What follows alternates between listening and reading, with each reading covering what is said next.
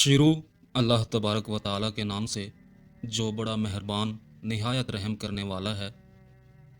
حضرت ابو بکر صدیق رضی اللہ تعالیٰ عنہ کا نام عبداللہ، کنیت ابو بکر صدیق اور عتیق لقب والد کا نام عثمان اور کنیت ابو قحافہ، والدہ کا نام سلمہ اور ام الخیر کنیت۔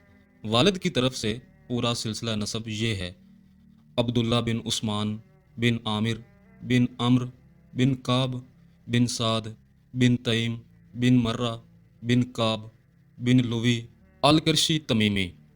اور والدہ کی طرف سے سلسلہ نسب یہ ہے: ام الخیر بنت صخر بن عامر بن کعب بن سعد بن تمیم بن مرہ۔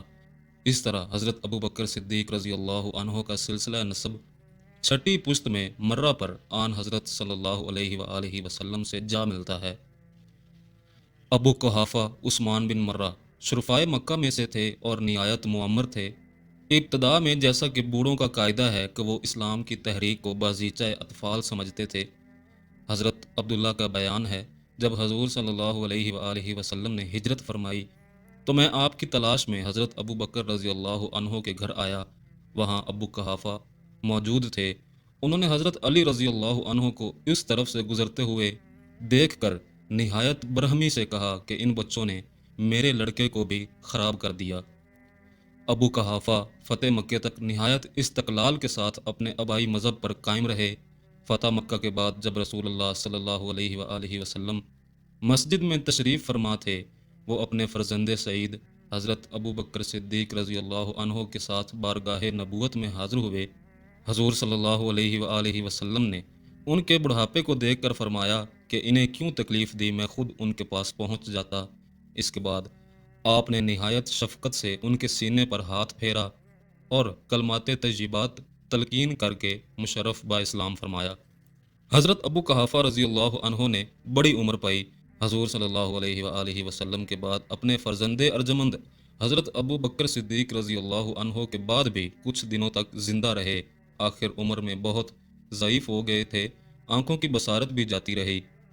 97 برس کی عمر میں وفات پائی۔ حضرت ام الخیر سلمہ بنت صخر کو ابتدا ہی میں اسلام لانے کا شرف حاصل ہوا۔ ان سے پہلے صرف 39 اصحاب مسلمان ہوئے تھے۔ یہ قلیل جماعت با اعلان اپنے اسلام کا اظہار نہیں کر سکتی تھی اور نہ مشرکین و کفار کو دین کی دعوت دے سکتی تھی، لیکن حضرت ابو بکر رضی اللہ عنہ کا مذہبی جوش اس بے بسی پر نہایت مضطرب تھا۔ آپ نے ایک روز نہایت اصرار کے ساتھ حضور صلی اللہ علیہ وآلہ وسلم سے اجازت لے کر مجمع عام میں شریعت حقہ کے فضائل پر تقریر کی اور کفار و مشرکین کو شرک و بت پرستی چھوڑ کر اسلام قبول کر لینے کی دعوت دی۔ کفار و مشرکین جن کے کان کبھی ان الفاظ سے مانوس نہ تھے، نہایت برہم ہوئے اور حضرت ابو بکر صدیق رضی اللہ عنہ کو نہایت بے رحمی کے ساتھ اس قدر مارا کہ بالآخر بنی تیم کو باوجود مشرک ہونے کے اپنے قبیلے کے ایک فرد کو اس حال میں دیکھ کر ترس آ گیا اور انہوں نے عام مشرکین کے پنجہ ظلم سے چھڑا کر ان کو مکان تک پہنچا دیا۔ رات کے وقت بھی حضرت ابو بکر رضی اللہ عنہ باوجود درد اور تکلیف کے اپنے والد اور خاندانی اعزاء کو اسلام کی دعوت دیتے رہے۔ صبح ہوئی تو رسول اللہ صلی اللہ علیہ وآلہ وسلم کا پتہ دریافت کر کے اپنی والدہ کے ساتھ ارقم بن ابی ارقم کے مکان میں آئے اور حضور صلی اللہ علیہ وآلہ وسلم سے عرض کی کہ میری والدہ حاضر ہیں، ان کو راہ حق کی ہدایت کیجیے۔ حضور صلی اللہ علیہ وآلہ وسلم نے انہیں اسلام کی دعوت دی اور وہ مشرف با اسلام ہو گئی۔ حضرت ام الخیر رضی اللہ عنہا نے بھی طویل عمر پائی۔ حضرت ابو بکر صدیق رضی اللہ عنہ کی خلافت تک زندہ رہیں، لیکن اپنے شوہر سے پہلے وفات پائی۔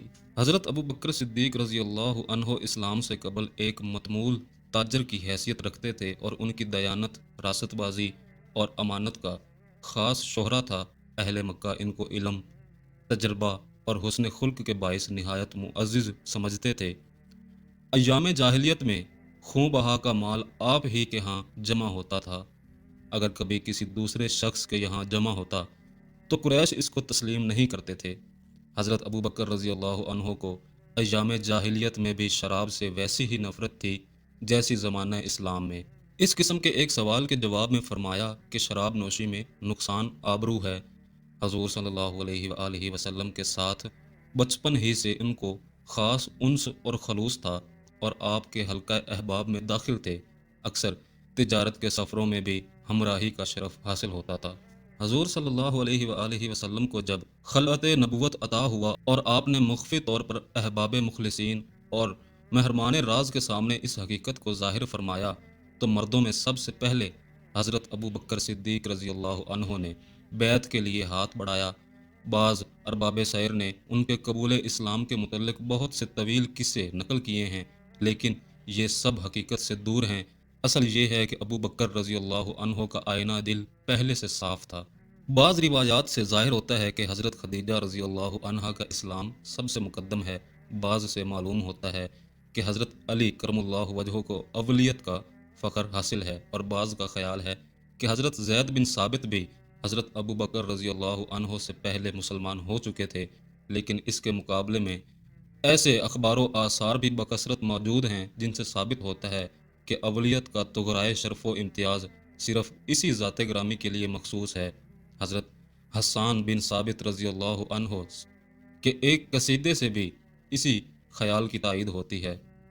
جب تمہیں کسی سچے بھائی کا غم آئے تو اپنے بھائی ابو بکر کو یاد کرو، ان کے کارناموں کی بنا پر وہ تمام مخلوق میں نبی صلی اللہ علیہ وآلہ وسلم کے بعد تقوی اور عدل کے لحاظ سے بہتر تھے، اور انہوں نے جو کچھ اٹھایا اس کو پورا کر کے چھوڑا۔ وہی ثانی اور آپ صلی اللہ علیہ وآلہ وسلم کے بعد متصل ہیں جن کی مشکلات میں موجودگی کی تعریف کی گئی، اور وہی پہلے شخص ہیں جنہوں نے رسولوں کی تصدیق کی ہے۔ محققین نے ان مختلف احادیث و آثار میں اس طرح تطبیق دی ہے کہ ام المومنین حضرت خدیجہ رضی اللہ عنہا عورتوں میں، حضرت علی رضی اللہ عنہ بچوں میں، حضرت زید بن حارثہ رضی اللہ عنہ غلاموں میں، اور حضرت ابو بکر صدیق رضی اللہ عنہ آزاد اور بالغ مردوں میں سب سے اول مومن ہیں۔